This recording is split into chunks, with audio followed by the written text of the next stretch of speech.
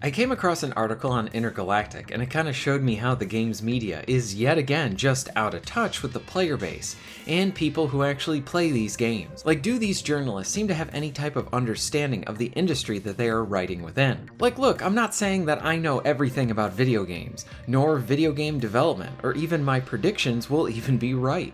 I could be completely wrong, and have been on stuff. My awesome viewers have come in to correct me on such stuff when it happens. But the games media, most of the big media, they come in with this elitism that they know better than all of us, that us players don't really know what we want, and we should always look to them for the answers. We need to stop thinking and just consume whatever they throw at us, whether that be a game itself or articles about it. But as it pertains to Intergalactic, this article had some words to say about the new property that I really don't think hold much water to begin with.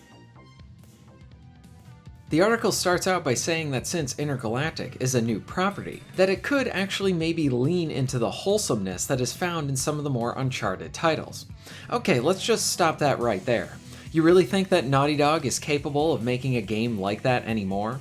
If who we have at the head at Naughty Dog made a new Uncharted game, I'm sure they would find a way to sideline Nate in some capacity. Or even worse, what I predict that they will do at some point is actually remake the Uncharted titles. They will start over, and then remake them for their new audience. Sort of work to erase any means of having Amy's work as it is, and then just have the new guard come in and write on top of what she did. Because remember, Amy was one of their biggest talents. She gave us the Uncharted trilogy, and then was kicked out during the making of Uncharted 4.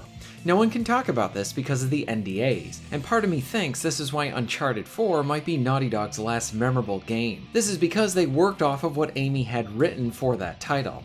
So please, games media, don't try to gaslight into me thinking that Naughty Dog would one day want to make something like Uncharted, or even make something wholesome.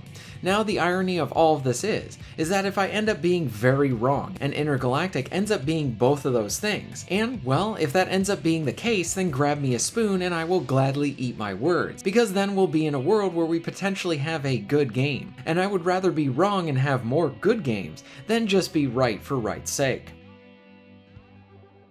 The writer for this article does another disservice to many of the concerns and issues that people took with Naughty Dog's last game.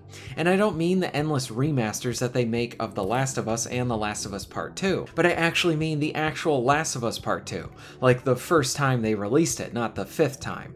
But in the article, it's like the only reason fans and players got mad, according to this writer about The Last of Us Part 2, was that they had a meltdown over the treatment of Joel. Their words, not mine. Using the term meltdown makes it seem like the fans were acting like children, and this is trying to really poorly boil down the issues here. I, for one, will go into just a few of them. How about we look at the deceptive marketing that Naughty Dog did for that game? They would show scenes of Joel and Ellie, yet those scenes in the game would actually be of Ellie and another character. So in the trailer, we are thought to believe that there is more Joel in the game than there actually is. That is horrible, deceptive marketing, and honestly makes me think that they knew exactly what they were doing, and that just makes it worse. The biggest offender to The Last of Us Part 2 was not any of the progressive nonsense or any of that, or even Abby's ungodly arms. Like, how does a woman get arms like this, especially in a world like that? Does The Last of Us still have Planet Fitnesses that are open, and steroids available to everybody?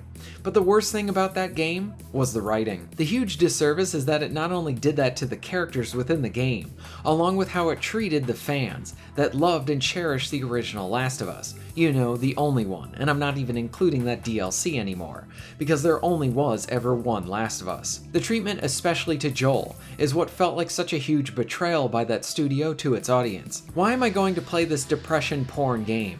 Where's the hope? Where's the light in all of that bleakness? The original Last of Us maintained that throughout the entire game. There was some light there. It was a rough world, lots of harshness, but we had peaks of that light. You strip that away when you killed Joel, significantly dumbing down his character along with Tommy, to then force your plot points in to move to the next one. You lost the talent to be able to tell a coherent story, and we were left with that depression sim. It was horrible. So yeah, games media, we were mad. Many of us still are, and you still don't understand why. The article continues by saying that Naughty Dog is in a position where they are now making a new property. They can boldly go anywhere. They are not forced into making a sequel. Intergalactic is a new thing. As the gamer puts it, Naughty Dog is going into this with no baggage. This statement is kinda hilarious, and it's kinda like this writer did not even read the room at all, not even a little bit. No baggage? Naughty Dog went ahead and created their own baggage as it pertains to this game. So what do I mean by this? Well, for one, when the game announcement came out on Naughty Dog's own YouTube channel, they disabled the comments. That right there is creating baggage. Naughty Dog is trying to hide any possible discourse surrounding their new game. But here's the thing. Whenever companies do this to try to hide and silence the fans, the people from talking, this just makes their voices even louder. Those opinions will find a way out, and find a way to be heard. Plus, as a looks kind of thing, right from the word go, Naughty Dog hurt your own reputation by trying to silence your own audience on this title. I thought you were making a game for players. Wouldn't you want to hear from said players, both the ones that are interested in your game and those that have issues with it? You could find useful information there, maybe ideas on how you can implement something in your full game. You can start to gauge better how the audience is and where they are with your game. But just turning off the comments, you are telling me that you do not care about this audience at all. If you do not care about the audience, then why are you making a game that ideally you want that audience to then buy it? This is all very confusing messaging. Naughty Dog must love baggage because they are manufacturing it for themselves. Maybe so that they can actually play the victim card. And I haven't even gotten into the statement this game makes by having its teaser trailer showing off a female character with more masculine attributes and shaving their head. I don't really even need to get into that piece for this video, because silencing the comments on your own announcement says more than enough to prove this point. And this is all just baggage related to your new game. And then when you just look a little bit back, you have carryover baggage from The Last of Us Part 2, and even the creator with Neil. Naughty Dog has a wealth of baggage. I do not think they are trying to turn over a new leaf, try to prove that they are the old studio that we knew and loved. I think if anything, all of this is trying to show us that they are doing everything they can to show us that they are not that old studio anymore. And this very much cements that to the audience. This is a new Naughty Dog, practically a new company. Naughty Dog in name only. And this one seems to be more concerned about creating more baggage than actually creating a game worth playing. I would love to be wrong, but it isn't looking good so far. Plus, that teaser trailer really didn't do anything for me. It didn't get me interested. I am disengaged.